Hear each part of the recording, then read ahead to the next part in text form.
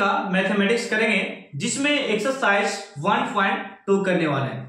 दोस्तों एक्सरसाइज 1.2 का ये क्वेश्चन नंबर 3 से हम लोग स्टडी करने वाले हैं आज। इसके पहले की वीडियो मैंने बताया था क्वेश्चन नंबर 1 और 2 मैंने बता रखा था, और आज हम लोग सॉल्व करेंगे इसमें एक्सरसाइज 1.2 का 3 से स्टार्ट करने वाले हैं। ठीक है, क्वेश्चन नंबर 3 से। अब यहाँ पे देखिए, ये जो नंबर मैंने लिखा है 3 नंबर, इसका एचसीएफ और एलसीएम निकालकर आपको दिखाना है। ठीक है, तो सबसे पहले इसको अभाज्य गुणनखंड निकाल के हमको देखना पड़ेगा। तो हम लोग अभाज्य गुणनखंड करने के लिए सबसे पहले हम लोग इस प्रकार करेंगे, ये 12 का निकालेंगे। तो दोस्तों 12 का निकालने के लिए देखिएगा, 2 से लगाएंगे, 2 6 के 12 होता है, आप लोग जानते हैं, और 2 तिया कितना होता है 6, और 3 एकम कितना होता है 3। ये एक बार में लग गया। इसी प्रकार में दोस्तों इसको लगाएंगे, 15 का आपको आता होगा 3 5 15 और 5 एकम 5, इस प्रकार लगा सकते हैं। नेक्स्ट आपका है 21 को लगाओ, 21 को लगाइएगा तो ये 3 सत्ते या सत्तिया 21 लगा सकते हैं। ओके, कोई दिक्कत इसमें नहीं है। अब यहाँ पे इसको क्या करेंगे, एलसीएम और सीएफ निकालने के लिए। तो एलसीएफ निकालने के लिए सबसे पहले नंबर को आप इस प्रकार लिखिए, ये 12 का अभाज्य गुणनखंड कौन है 2 गुने 3, ये अभाज्य गुणनखंड निकल गया, और गुने में क्या 1 भी लिखना है। ठीक है, 15 का अभाज्य गुणनखंड क्या है 3 और 5 गुने 1, और 21 का अभाज्य गुणनखंड बोलेगा 7 गुने 3 गुने 1। और एचसीएफ निकालने के लिए हम लोग क्या करते हैं, मसा निकालने के लिए, तो मसा यहाँ पे निकालेंगे दोस्तों। मसा निकालने के लिए क्या किया जाता है, कॉमन फैक्टर को देखा जाता है। तो कॉमन फैक्टर यहाँ पे है क्या, वो मैं आपको बताता हूं। जैसे कि तीनों में कॉमन फैक्टर होना चाहिए। देखिए जैसे 3 को देखते हैं, तो 3 यहाँ पे 1 1 मिल रहा है, तो 1 आप यहाँ पे लिख सकते हैं। ठीक है, इसी प्रकार 3 फैक्टर है, यहाँ पे देखिएगा 3 यहाँ पे कॉमन हो गया, तो कॉमन यहाँ पे 3 कर दिए। अब यहाँ पे इसको गुना करेंगे 1 में 3 से, तो ये आपका 3 हो गया आंसर। कोई दिक्कत है। नेक्स्ट आपका है एलसीएम यानी कि लसर। एलसीएम यानी कि लसर निकालने का तरीका, सबसे पहले कॉमन वाला को लिखो। तो कॉमन मेरा 1 था, 1 लिख दिए। कॉमन मेरा 3 है, तो 3 लिख दिए। अब एलसीएम में एक रूल होता है कि जो बच जाता है उसे भी लिखा जाता है। ठीक है, तो बचा कौन है, ये 2 बच गया, तो यहां पे लिखेंगे 2 गुने 2। इसमें क्या बचा 5 भी लिख दिए। इसमें क्या बच गया 7, यानी कि जो बच जाता है उसे भी लिखना पड़ता है। अब यहां पे क्या करेंगे दोस्तों, 7 बचे 35, 35 दुनी 70 और 70 दुनी 140, 140 हो गया। 140 त्याग करिएगा तो 420 आएगा। कितना है 420, ये हो गया आपका एलसीएम। ओके, इस तरीके से निकाल सकते हैं। अब मैं आपको निकाल कर बताता हूं 17 का, 23 का और 29 का। देखिएगा, इसको हम इस प्रकार अभाज्य गुणनखंड करेंगे, तीनों के एक साथ करते हैं। ठीक है, यहां पे चलिए, अब कीजिए मेरे साथ, ये 1 से लगाए तो 17 एकम 17 होगा, या 17 से लगाए तो 17 एकम 17 होगा, किसी से भी लगाओ। तो यहां पे काटेंगे इसको 17 एकम 17। ठीक है, इसको भी लगाओ 23 एकम 23, इसको भी लगाओ 19 29 एकम 29। ओके, अब इसका लिखे अभाज्य गुणनखंड थोड़ा सा यहाँ पे देखिएगा। तो 17 का अभाज्य गुणनखंड क्या आया बोलेगा, तो 17 गुने 1 आया। ठीक है, 23 का अभाज्य गुणनखंड क्या आया, 23 गुने 1 आया। और 29 का अभाज्य गुणनखंड क्या है दोस्तों, तो 29 गुने 1 है। कोई दिक्कत यहां तक। चलिए नेक्स्ट दोस्तों यहाँ पे देखिएगा, एचसीएफ निकालने के लिए, मसा निकालने के लिए हम लोग यहाँ पे क्या करेंगे, कॉमन फैक्टर को देखते हैं। ये कॉमन है 1, सभी में 1, और कॉमन कोई नहीं है एचसीएफ में, इसलिए ये मेरा क्या हो गया 1 मेरा आंसर। एलसीएम निकालने के लिए जो बच जाता है कॉमन करके, उससे हम लोग लिखते हैं एलसीएम यानी कि लसर। कॉमन हम लोग 1 लिखेंगे। ठीक है, लिखना बहुत जरूरी है आगे, क्योंकि देखिए यहाँ पे एचसीएफ 1 आ गया तो दिक्कत हो सकता है। अब यहाँ पे 1 लिख दिए, बचा हुआ संख्या को भी लिखते हैं 17, और क्या बच गया 23, और क्या बच गया 29। आप लोग यहाँ पे इसको गुना करके आंसर बताइएगा क्या होगा। ठीक है, यहाँ पे छोड़ते हैं। चलिए नेक्स्ट आपका है 8 को हम लोग गुणनखंड करेंगे, फिर 9 को करेंगे और फिर 25 को करने वाले हैं। ठीक है, कोई दिक्कत है? चलिए यहाँ पे 2 से लगाते हैं दोस्तों, तो 2 चौके कितना होता है? 8 होता है, ये आप लोग जानते हैं। 2 चौके कितना होता है? 8। फिर 2 से लगाएंगे, 2 दूनी 4, फिर 2 से लगाएंगे 1, ये हो गया। इसको लगाइए 3 तिया 9, 3 एकम 3, और ये वाला 5 5 कितना होगा? ये 5 5 25 और ये 5 एकम 5। इस प्रकार आपका हो गया। ठीक है, चलिए अब इसका भाज्य गुणनखंड लिखिएगा तीनों का। किस तरीका से आप लिख सकते हैं मेरे साथ? 8 का भाज्य गुणनखंड क्या है? 2 गुने 2 गुने 2 गुने 1। और 9 का गुणनखंड क्या है? 3 गुने 3 गुने 1। और 25 का गुणनखंड क्या है? 5 गुने 5 गुने 1। इस तरीका से है। तो दोस्तों अब यहां पे देखिएगा, एचसीएफ की बात करते हैं, यानी कि मसा जिसको बोलते हैं, मसा। तो कॉमन फैक्टर सबसे पहले देखेंगे। यहाँ पे 1 कॉमा है, 1 है, 1 तीनों में, तो 1 यहाँ पे निकल गया। ठीक है, और इसमें देखिए और कोई कॉमन नहीं है इसमें, तो ये मेरा हो गया एचसीएफ, आंसर हो गया 1। एलसीएम यानी कि लसा, जिसको हम लोग लसा कहते हैं, जो बच गया कॉमन करके उसे लिखना। तो यहाँ पे कॉमन किए हम लोग, तो 1 आ गया दोस्तों। अब यहाँ पे बच क्या गया? 2 2 2, और ये क्या बच गया?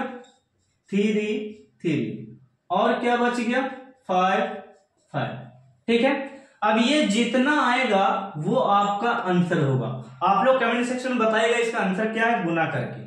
ठीक है, तो मैं नेक्स्ट स्लाइड में चलता हूं क्वेश्चन 4 की ओर। इसे आप क्वेश्चन नंबर 4 करने वाले हैं।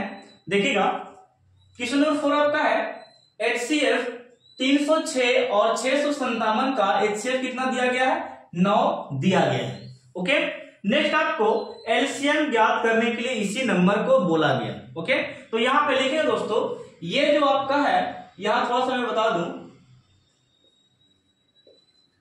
दिया गया है। क्या दिया गया है? तो एचसीएफ दिया गया है। एचसीएफ बराबर कितना दिया गया है? 9। ये पहली संख्या और ये क्या है? दूसरी संख्या। तो लिखेंगे पहली संख्या बराबर 306 और दूसरी संख्या बराबर कितना है? 657। और आपको निकालने के लिए लसा यानी कि एलसीएम बोल दिया है, एलसीएम। ओके, बराबर 1। इस स्थिति में यदि आपको 3.3 पद दिया रहे और चौथे पद को निकालने के लिए बोला जाए, तो आप फॉर्मूला एलसीएम का लगा सकते हैं। मैंने लिखा रखा है बेसिक के क्लास में कि सर लसा बराबर यानी कि एलसीएम बराबर, ठीक है, एलसीएम को ही लसा कहते हैं। एलसीएम बराबर हम लोग फॉर्मूला पढ़े हैं, पहली संख्या गुने दूसरी संख्या, और बट्टे में देना है मस।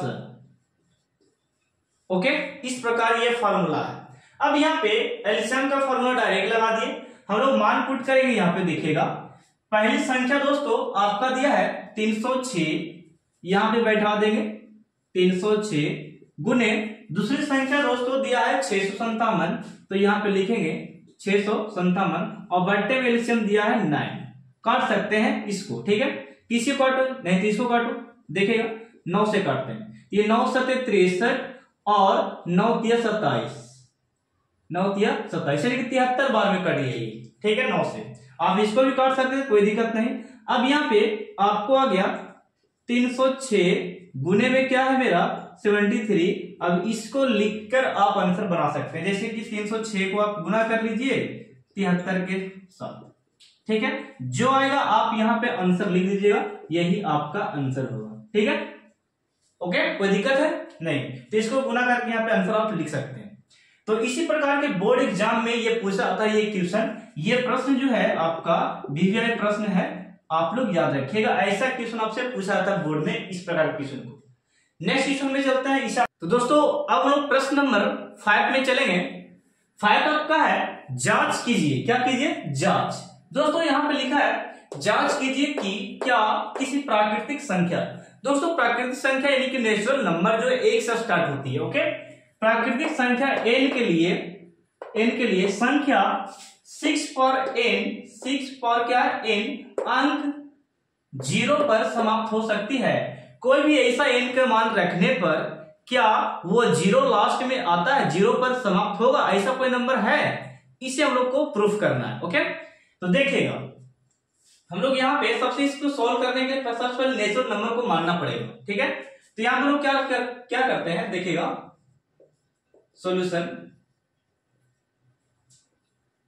माना कि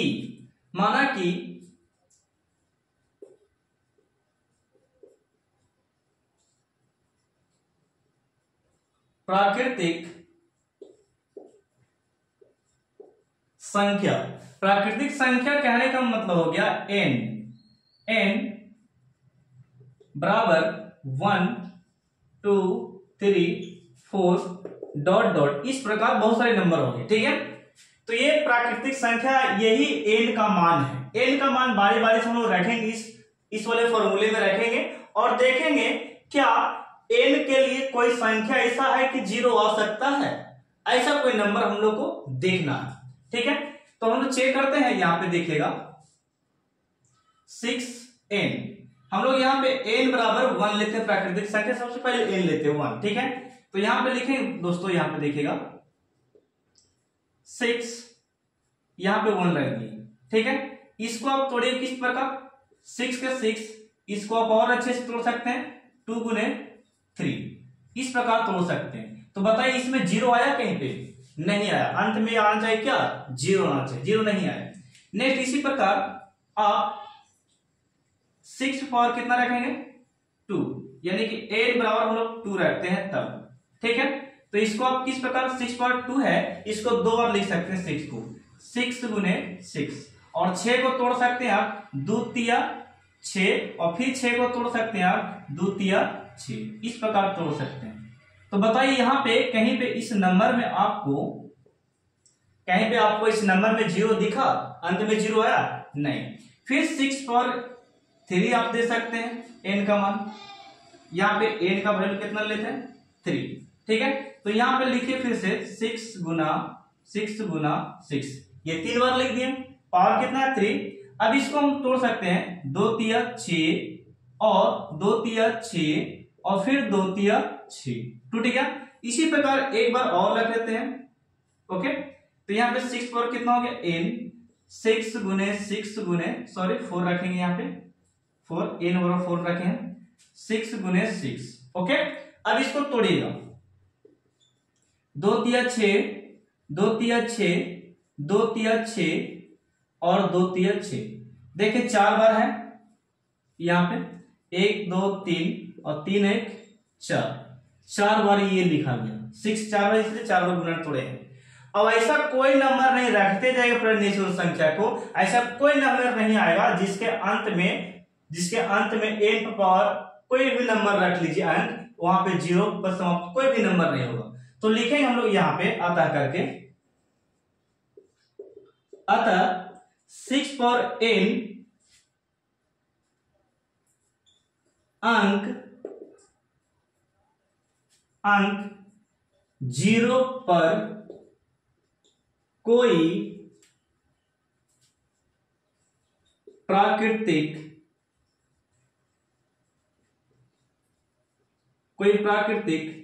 संख्या समाप्त नहीं होगी। ये हो गया आपका प्रूफ, ठीक है। तो इस प्रकार आप समझ चुके होंगे कि यानी कि अंत में 0 नहीं आया दोस्तों, कोई भी किसी भी प्रकार के अंक रख लेते हैं इनका मान, तो 0 आने वाला नहीं है, लास्ट में अंक यानी कि 0 आ ही नहीं रहा, इसलिए मैंने लिखा इस रूप का जो है कोई ऐसा प्राकृतिक संख्या नहीं मिलेगा जिसके अंत में 0 आ सके। तो ये हो गया आपका आंसर। इस आप स्क्रीनशॉट लो। मैं नेक्स्ट क्वेश्चन की ओर चलता हूं।